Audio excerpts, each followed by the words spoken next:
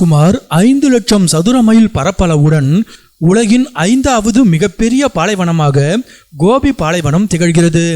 இந்த பிரம்மாண்டமான மழை மறைவு பிரதேசம் கம்பீரமான இமயமலை சிகரங்களுக்கும் சைபீரியாவின் உறைபனி புல்வெளிகளுக்கும் இடையே அமைந்துள்ளது.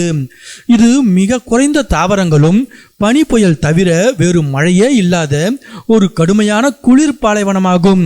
ஆர்டிக் பகுதிகளைப் போல இங்கு உறைபனி அதிகமாக இல்லாவிட்டாலும் சைபீரியாவில் இருந்து வீசும் குளிர்ந்த காற்றினால் இங்கு வெப்பநிலை -40 டிகிரி செல்சியஸ் வரை தலைகீழாக குறையக்கூடும். வரலாற்று ரீதியாக மிகவும் முக்கியத்துவம் வாய்ந்த பாலைவனங்களில் கோபியும் ஒன்று.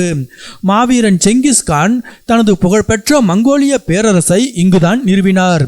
மேலும் கிமு 130ஆம் ஆண்டு முதல் சீனாவை மத்திய ஆசியா மற்றும் மத்திய தரைக்கடல் பகுதிகளுடன் இணைக்கும் பல பட்டுப்பாதை வணிக வழித்தடங்கள் இந்த பாலைவனத்தின் வழியாகவே கடந்து சென்றன. இதன் விளைவாக ஹான் சீனர்கள், மங்கோலியர்கள், பாரசீகர்கள் மற்றும் ஐரோப்பியர்கள் உள்ளிட்ட பல்வேறு நாகரிகங்களுக்கு இடையே பொருட்கள், புதிய கருத்துக்கள் மற்றும் கலாச்சாரங்களை பரிமாறிக்கொள்வதில் கோபி பாலைவனம் ஒரு முக்கிய பங்கினை வகித்துள்ளது.